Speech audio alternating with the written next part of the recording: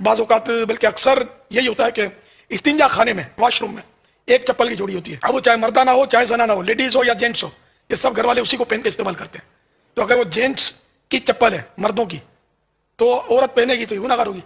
تو ایک مردانہ چپل ہونی چاہیے واش روم میں, ایک لیڈیز چپل ہونی چاہیے, 2 جوڑیاں ہونی چاہیے. ہر ایک اپنے اپنے چپل پہن کر استنجا خانے میں جائے.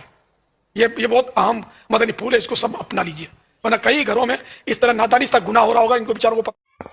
یہ ان مولویوں میں سے ہیں جو مدارس میں صرف اور صرف کہانی اور بکواسات پڑھاتے ہیں, لوگوں کو ادھر ادھر کی باتیں کرتے ہیں اصل چیز کو چھوڑ کر. اب دیکھیں انہوں نے جو مسئلہ بیان کیا ہے یہ ہے الیاس قادری, بانی دعوت اسلامی لوگ کہتے ہیں, انہیں پاکستان کا ہے. تو یہ کہہ رہے ہیں کہ باتھ روم میں اگر صرف لیڈیز چپل ہے تو اس کے لیے یہ درست نہیں ہے مردوں کے لیے کہ اس چپل کو پہن کر جائے, یا اگر جینٹس کا چپل ہے تو پھر عورتوں کے لیے جائز نہیں ہے کہ وہ اس چپل کو جو ہے پہن کر جائے, بلکہ دونوں کا الگ الگ جو ہے چپل ہونا چاہیے. اب میں آپ کو بتا رہا ہوں, میرے پاس جو ہے فتویٰ علمگیریہ ہے, یہ وہ بھی مانتے ہیں, یعنی دعوت اسلامی والے بھی مانتے ہیں اس کو اور ہم بھی مانتے ہیں. اس کے بعد آپ کے پاس نور الانوار موجود ہے, یہ النیرہ موجود ہے یہاں پہ, فتاویٰ سراجیہ یہ وہ بھی مانتے ہیں ہم بھی مانتے ہیں, الاشباہ والنظائر وہ بھی مانتے ہیں ہم بھی مانتے ہیں, مجمع الانہر ہے یہ وہ بھی مانتے ہیں ہم بھی مانتے ہیں, فتاویٰ شامی ہے وہ بھی مانتے ہیں ہم بھی مانتے ہیں. میرے پاس اور کچھ ہمارے ہی مکتب فکر کی جو کتابیں ہیں, فتاویٰ کتاب الفتاویٰ ہے, دینی مسائل ہے, حلال و حرام ہے, بہت ساری کتابیں ہیں میرے پاس. فقہ حنفی کی کتابیں ہیں یہ ساری.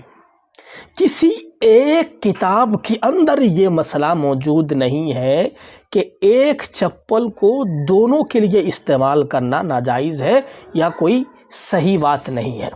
آپ دکھا سکتے ہیں تو پتہ چلتا ہے جب کسی کتاب کے اندر نہیں ہے تو ان لوگوں کی یہ من گھڑت باتیں ہوتی ہیں, اور لوگوں کے سامنے یہ ان کے جو گویا کہ طلبہ ہی کہا جائے گا یا ان کے جو سامعین ہیں مریدین ہیں, یہ لوگ اس مسئلے کو سنتے ہیں اور لوگوں کی طرف دھڑالے سے پھیلاتے ہیں, اور پھر ایک گمراہی کی باتیں جو ہے آگے طرف چلی جاتی ہے.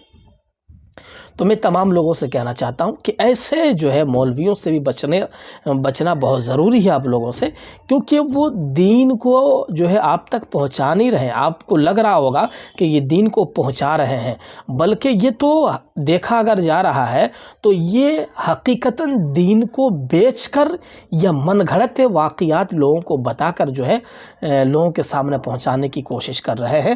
اور حدیث کے اندر موجود ہے, اللہ کے رسول فرماتے ہیں من کذب علی متعمدا فلیتبوا مقعدہ من النار. اللہ کے رسول فرماتے ہیں جو چیز ہم نے نہیں کہی وہی بات اگر کوئی کہتا ہے اور میری طرف نسبت کر کے اگر کوئی کہتا ہے تو پھر جہنم کا اس کا ٹھکانہ ہوگا.